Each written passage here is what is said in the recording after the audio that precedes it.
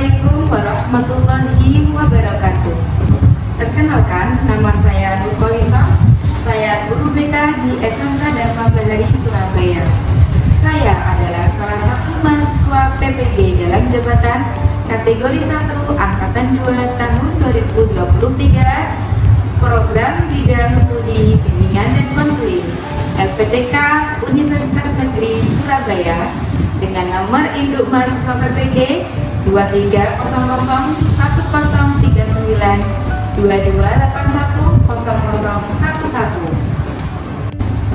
Pada pertemuan hari ini saya akan mempraktikkan tentang layanan konseling individual, pendekatan behavioral, teknik self management dalam mengurangi perilaku sering datang terlambat ke sekolah pada siswa kelas 12 TKJ 6 di SMK Dharma Bahari, Surabaya. Sekian dari saya. Wassalamualaikum warahmatullahi wabarakatuh.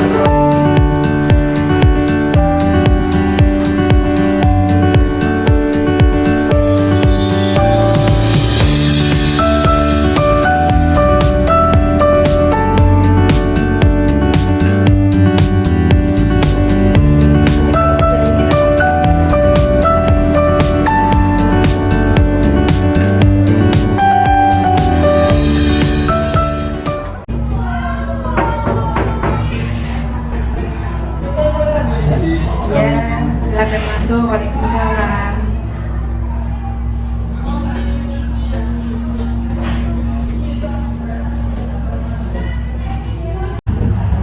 Assalamualaikum warahmatullahi wabarakatuh.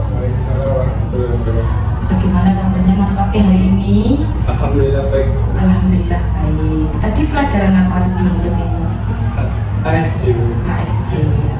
Oke, jadi hari ini akan Ibu lakukan konseling individu untuk Mas Fakih ya.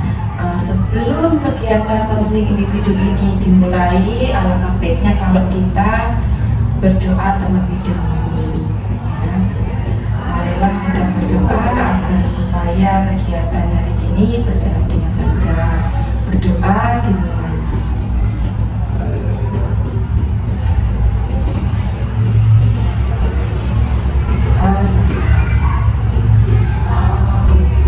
Oke Mas Fakih, sebelum Ibu tanya-tanya tentang permasalahan yang dihadapi, jadi di konseling individu ini adalah konseling yang memang diperuntukkan untuk siswa yang mengalami masalah ya, mengalami masalah atau butuh pengembangan diri. Sebelumnya Mas Fakih pernah nggak konseling individu mungkin sama guru BK sebelumnya? Belum pernah, baru ini berarti. Gimana rasanya ketika dipanggil guru BK gitu? Tegang. Tegang, nggak apa-apa, kita santai aja ya. Nah, jadi di konseling individu ini itu ada asas Mas. Asas itu adalah peraturan. Peraturannya yaitu ada asas kerahasiaan, ada asas kesukarelaan ya, dan ada asas keterbukaan. Asas kerahasiaan itu maksudnya adalah, jadi informasi ini kalau Mas Fakih pengen, Bu, saya ingin ini dirahasiakan, Bu, berarti itu akan bersifat rahasia gitu, tidak akan dipublik ke siapa-siapa. Kemudian ada asas kesukarelaan, jadi Mas Fakih dengan sukarela mengikuti kegiatan konseling individu ini. Kemudian ada asas keterbukaan. Keterbukaan itu berarti Mas Fakih mau dengan terbuka menyampaikan apa yang sedang dihadapi, masalah apa yang sedang dialami yang mungkin mengganggu pikiran Mas Fakih saat ini. Gitu. Nah, jadi saya harapkan selama proses konseling ini Mas Fakih mau jujur ya, menyampaikan apa yang ingin disampaikan sesuai dengan kondisi yang ada ya, karena kejujuran Mas Fakih itu dapat membantu ibu dalam upaya penyelesaian masalahmu. Yang bisa menyelesaikan masalah adalah dirimu sendiri. Ibu di sini hanya membantu saja ya. Oke, jadi bisa diceritakan permasalahanmu apa sih? Jadi kalau setiap harinya karena permasalahan ini tentang keterlambatan ya. Oh, terlambat ya. Saya pernah ya, memang saya lihat di catatan absensi keterlambatan itu sering terlambat ya. Kenapa kira-kira? Alasannya apa sih kalau terlambat itu? Karena bangunnya itu sering kesiangan atau enggak itu mepet. Iya, sering mepet gitu. Jadi dari rumah itu sering kumpul. Jadi ternyata Bangun kesiangan. Kira-kira yang membuat kenapa kok bangun kesiangan itu apa? tidurnya terlalu malam, terus karena terlalu sering main HP kalau malam. Kan saya ada masalah tidur gitu. Oh, ada masalah tidur. Cara saya itu buat agar ngantuk tuh salah, dengan cara main HP terus. Oh, caranya main HP. Iya, biar nggak ngantuk. Ternyata itu salah. Efeknya kamu tidurnya kemalaman. Karena nggak tahu waktu gitu. Iya. Nggak kerasa. Biasanya jam berapa Mas kamu tidurnya gitu sampai jam berapa sih? Kalau paling malam tuh pernah subuh tuh. Tapi Oh, kalau sampai subuh? iya, kalau rata-rata sih mungkin jam 12 sampai jam 1. Kalau rata-rata. Tapi kalau emang parah karena mungkin kecapean, karena kan saya nyambi kerja. Nyambi kerja. Iya. Mau kerja di mana? Kerja di kayu Bu. Oh, di Kayun. Iya. Apa? Kerja di apa di sana? Di rangkaian bunga papan ucapan sama kayak buket gitu. Itu kerja dari jam berapa sampai jam berapa? Dari jam 2 siang sampai jam 9 malam. Tapi tergantung kalau ada pesanan itu, kalau emang sampai malam ya lembur sih, mungkin jam 12 atau jam 11 gitu. Berarti kamu ini sambil sekolah sambil kerja gitu ya? Iya. Mulai kapan kamu kerja Mas? Mungkin dari 4 bulan yang lalu, 4 bulan sampai 5 bulan yang lalu. Itu udah baru-baru aja ya. Sebelumnya memang pernah bekerja? Sebelum itu mungkin kelas 3 SMP. Oh, kalau di SMK ini? SMP ini baru ini. Baru ini. Oke. Jadi kamu bekerja. Sebelum bekerja itu apakah kamu juga sering terlambat? Kalau terlambat sih ya, cuman nggak sesering kali ini. Berarti setelah bekerja ini kamu merasa lebih sering terlambatnya? Iya. Kira-kira menurut pendapatmu sendiri ya, apakah pekerjaan ini mengganggu belajarmu?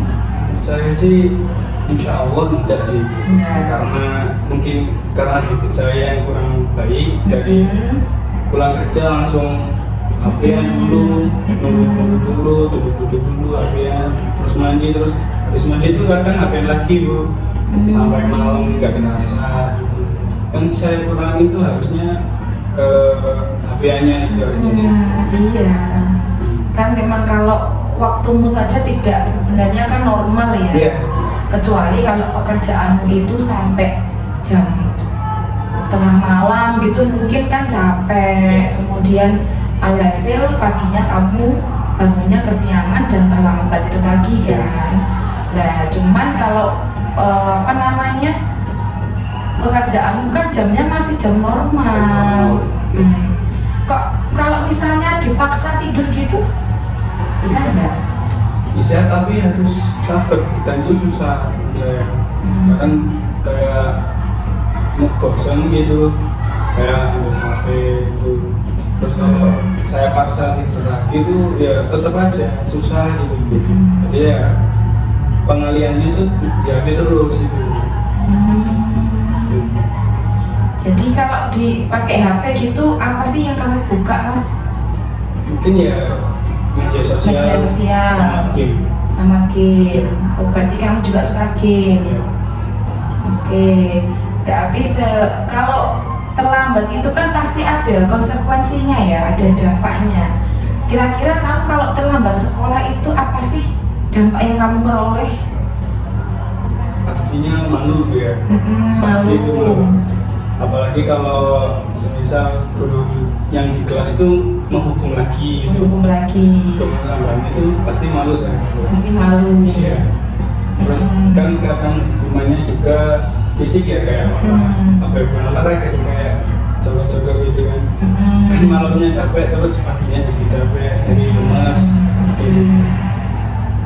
Jadi malah lebih ini ya, badanmu dari rumah aja sudah sebenarnya dengan kamu kurang istirahat kan badan juga sudah nggak fit ya kan. Kemudian nyampe sekolah terlambat dapat lagi hukuman, menambah lagi kan gitu ya, tambah nggak fit lagi. Alhasil kamu pernah nggak kalau di kelas gitu mungkin tidur atau apa gitu? Pernah tidur di kelas. Ya. Itu menurut kamu dampak juga? Mungkin iya Bu, soalnya kalau menurut saya emang kalau berangkat kerja itu kan kadang ngantuk ya di jalan, karena mungkin jarak dari rumah sampai kerja itu lumayan jauh, itu kadang ngantuk. Nah, biar gak ngantuk kadang saya itu izin dulu di sekolah ke guru saya lagi ngajar untuk tidur kalau sudah ngerjain tugasnya gitu. Jadi itu saya harus ngerjain tugasnya sampai selesai, baru saya izin tidur. Oh gitu, baru izin tidur. Itu kalau bapak ibu guru bilangnya gimana? Boleh? Ada yang boleh, ada yang enggak sih. Ada yang enggak. Iya. Terus kalau misalnya bapak gurunya nggak memperbolehkan tidur, posisinya kamu ngantuk gitu, apa yang kamu lakukan? Saya nahan sampai mungkin jamnya sudah selesai, terus kan ganti guru ya, di mampir. Itu kadang saya ya mungkin ada tugas lagi gitu ya, saya kerjain terus saya isi lagi.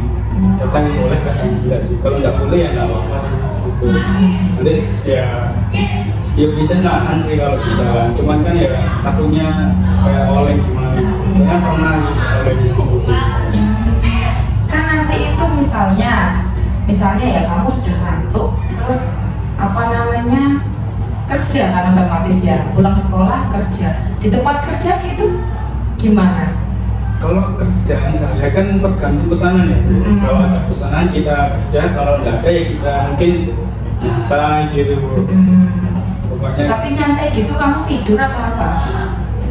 kalau tidur itu saya sungkan gitu, segan sama bos saya. Bisa bos saya ada komputer saya tidur kan nggak enak gitu. Tapi karena ada shift pagi, ada 2 orang, jadi saya agak rolling sama saya nge-backup gitu. Jadi misal saya ngantuk, saya mas jangan tolong atau sebaliknya, kadang saya yang jaga, masnya itu gitu. Oke, jadi permasalahan kamu terlambat dan pada intinya adalah masalah waktu ya sebenarnya, manajemen waktu itu kan ya. Oke, jadi kira-kira Mas, apakah itu masih kamu ingin pertahankan seperti itu terus atau gimana? Enggak sih Bu. Nah, Ya. oke, jadi ini nanti akan Ibu tayangkan video ya, video pendek. Nanti silahkan kamu pahami maksud dari video itu apa, ya gitu ya.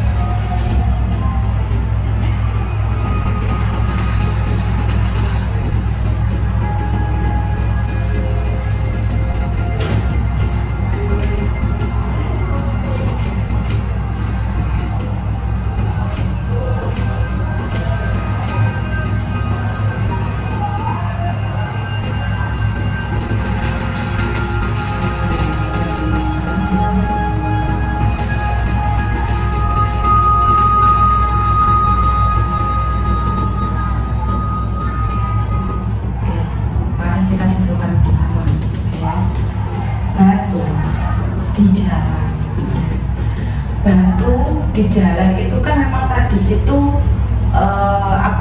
jalan itu kan luas ya, tapi ada batu. Kira-kira kalau batu itu dilewati itu bisa membuat orang gimana? Mungkin membahayakan orang. Membahayakan orangnya ya, apalagi kalau kesandung, jatuh gitu ya. Jadi ibaratnya mas, batu tadi itu ya kan, ibarat sama seperti menghalangi jalan. Nah kalau kita aplikasikan ke permasalahanmu tentang terlambat atau cara kamu mengelola waktu, itu akan berpengaruh juga sama masa depanmu. Gitu. Kira-kira pengaruhnya apa sih kalau semisal kamu tetap membiarkan datang terlambat, tidur pola tidur yang tidak teratur, apalagi kamu juga sambil bekerja. Dalam hal ini saya sebenarnya sangat bangga ya, karena tidak semua anak itu bisa sekolah sambil bekerja. Jadi artinya kamu itu hebat ya, kamu bisa seimbang antara sekolah kemudian bekerja, yang mana sebenarnya kan tanggung jawab besar itu kalau seorang pelajar kan hanya belajar, karena bekerja kan masih belum tanggung jawab, yang masih tanggung jawabnya orang tua. Tapi di sini kamu berani mengambil tanggung jawab itu dengan kamu bekerja. Akan tetapi karena tadi sudah kamu sampaikan, setelah kerja itu memang saya lebih sering terlambat. Walaupun sebenarnya pekerjaanmu ini nggak ganggu sebenarnya kalau dari waktu ya kan.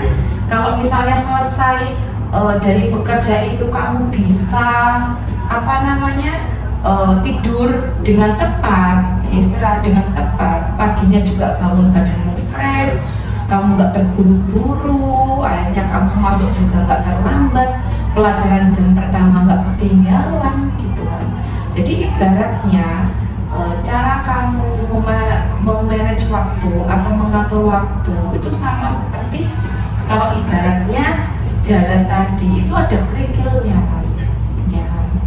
Apalagi kalau terlambat itu kan juga ada poinnya ya kan? Apalagi di peraturan itu memang terlambat itu sepele, tetapi kalau itu dilakukan berulang-ulang kali, apa yang terjadi? Ya pasti saya sudah terbiasa tidak disiplin sih. Nah, dan di kerjaan pasti sudah buruk lah. Yang dikhawatirkan adalah terlambat itu akan menjadi sebuah kebiasaan. Ya seperti ibarat batu tadi. Kalau nggak ada upaya kamu untuk mengambil batu itu atau menyingkirkan dari jalan, ya kan? Ya kira-kira kamu berjalan pasti ya akan tersandung ya kan. Nah tapi kalau di video tadi kan jelas ada orang, bahkan orang itu kan buta tadi ya, pakai tongkat itu, orang buta pun aja loh dia bisa kok memindahkan batu itu tadi, apalagi kamu ya kan. Jadi kamu ibaratnya pasti bisa ya kan merubah mungkin kebiasaan kamu supaya tidak menjadi keterusan gitu loh mas. Jadi terlambat itu jangan sampai itu menjadi perilaku yang biasa. Jadi nanti itu ketika apapun bisa terlambat, gak hanya sekolah tapi juga kerja, mungkin juga ibadahmu, istirahatmu, makan dan semuanya. Kalau kita bisa sesuai dengan waktu, kemungkinan kan gak akan ganggu waktu yang lain. Misalnya waktu sekolah, ya sudah ada waktunya sendiri untuk sekolah, ada waktu kerja, ada waktunya sendiri, seperti itu. Jadi di sini sebenarnya yang ingin kamu ubah itu apanya sekarang? Kebiasaannya. Ingin kamu ubah seperti apa? Mungkin kalau bangun tidurnya lebih lebih awal, mungkin jam 5 sholat dulu, terus baru langsung mandi, gak telat gitu. Terus untuk habis pulang kerja itu langsung mandi langsung tidur. Kalau nggak bisa tidur ya minimal jangan HP gitu. Kurangi HP-nya aja. Sebenarnya kalau kebiasaan main HP sebelum tidur itu yang buruk. Oh itu ya, yang masih sering kamu lakukan. Ya. Dan susah buat ngilanginnya. Kalau di kerja itu sempat main HP? Masih sempat. Nah, sekolah sempat main HP? Nah, kan sebenarnya waktu main HP-mu cukup nggak selama ini? Cukup banyak kan main HP-mu. Bukan yang, oh kalau sekolah nggak boleh bawa HP kan artinya kalau pulang langsung apa ya, karena tadi udah lama nggak main HP akhirnya oh main HP nih kayak apa namanya, karena tadi sudah nggak main HP. Tapi kan sekolah kamu masih bisa main HP, bekerja kamu masih bisa main HP, yang seharusnya kamu istirahat kamu masih main HP ya kan. Kalau itu berlanjut terus ya kan, dampaknya apa? Pasti buruk ya buat masa depan, terus jadi kebiasaan yang buruk pastinya. Terus juga kan HP kan ada kayak radiasi biru yang buruk buat mata tuh, apalagi malam-malam terus lampunya mati kan, main HP kan pasti capek mata gitu. Itu pasti berdampak yang buruk lah buat fisik juga. Selain fisik kan juga pikiran juga pasti. Berarti yang bisa mengubah itu semua dari siapa? Dari saya sendiri. Dari kamu sendiri kan? Kalau orang tua gitu gimana? Peran orang tua di mana? Kalau peran orang tua itu pasti kan, namanya juga orang tua kan pasti khawatir ya. Lihat aku di kamar main HP, terus pasti disuruh tidur gitu. Berarti orang tua sudah berusaha nyuruh kamu tidur kan? Yang kamu lakukan? Ya kalau udah diperingati saya mungkin taruh HP dulu terus dia tidur. Tapi kan susah gitu Bu. Susah. Pasti buat untuk tidurnya itu loh, maksa buat tidur itu susah. Jadi HP gitu. Memang untuk kita itu apa ya Mas ya, membiasakan disiplin itu memang tidak langsung bisa ya. Artinya itu ada proses ya, proses untuk kamu itu selama kamu mau berniat ya kan, saya nggak mau sering-sering terlambat ya kan. Akhirnya kalau kamu di situ ada niat, kamu mau berproses, kemungkinan ya kan perlahan-lahan juga terlambatmu ini akan berkurang. Waktumu istirahat juga cukup, kamu nggak tidur lagi di kelas. Jadi semuanya berjalan sesuai dengan berjalannya itu baik semua. Pekerjaan baik, di sekolah juga baik, waktu istirahat cukup. Karena sekarang kan kalau kamu lihat banyak sekali kan sekarang anak-anak muda yang terserang penyakit karena memang istirahat juga kurang ya kan. Banyak yang nongkrong di luar. Sekarang itu kan angin-angin itu juga ini. Apalagi masyarakat sekarang juga musim hujan apalagi.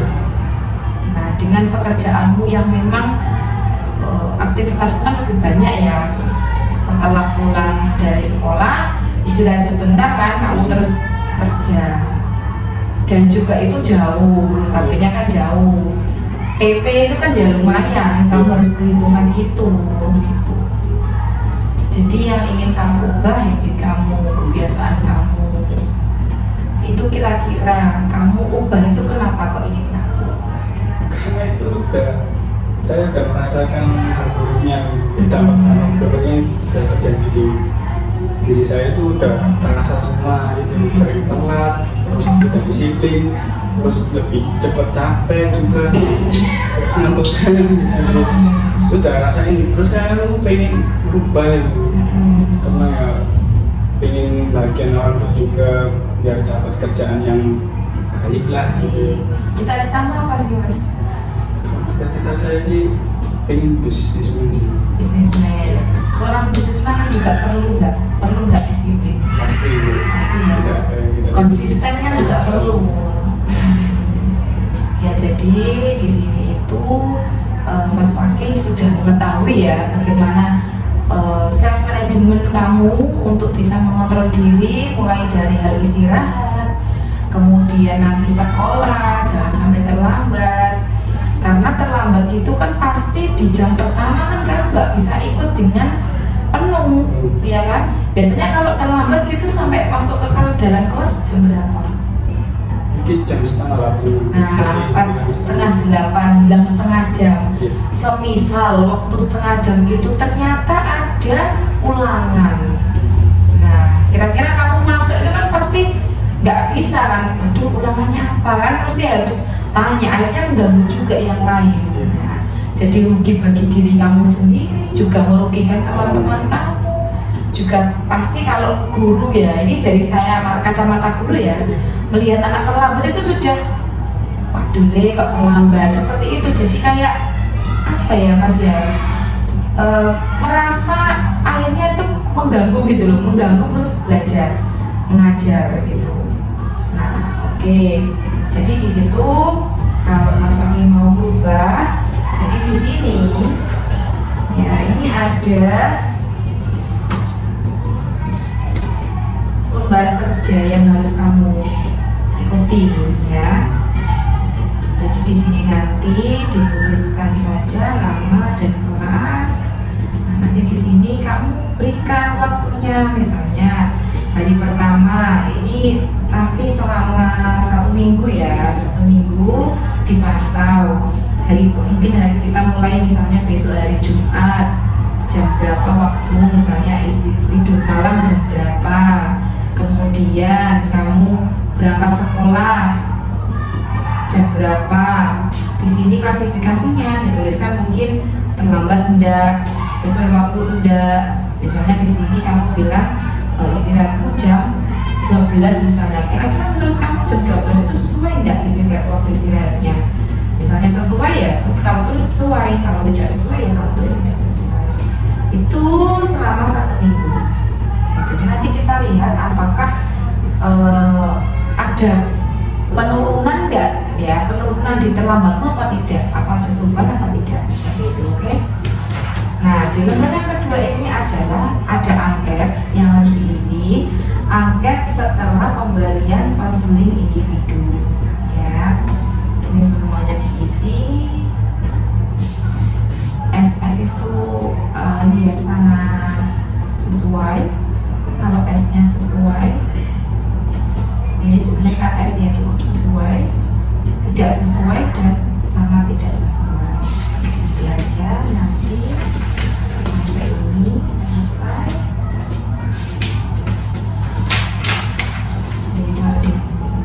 Oke, sampai di sini paham dengan tugasnya. Nah, berarti tadi sudah menyampaikan permasalahannya ya. Sudah tahu penyebabnya, juga sudah ada upaya untuk mau mengubah ya kan, mau mengubah dengan mulai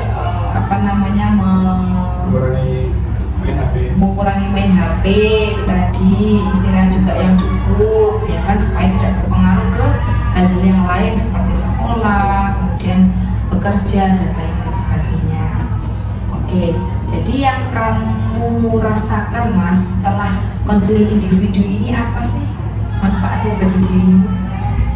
Jadi mengerti buat untuk berubah gitu Bu, agar dampak yang saya rasakan itu kurang habitsnya, terus menemukan masalah-masalah yang saya hadapi. Oke, jadi merasa sebenarnya konseling ini juga penting ya untuk kamu bisa ikuti ya, karena memang dalam tujuannya juga ingin ibu di sini ingin berusaha untuk membantu saja supaya Mas Fakih juga tidak sering terlambat lagi gitu ya. Oke, ini kalau gitu apakah bisa konseling ini diakhiri atau mungkin ada yang mau ditanyakan? Sudah cukup? Oke. Baik, kalau tadi kita awali dengan doa, sekarang marilah kita akhiri juga dengan berdoa ya. Alhamdulillah konseling hari ini berjalan dengan lancar. Mari kita tutup dengan berdoa. Berdoa dimulai.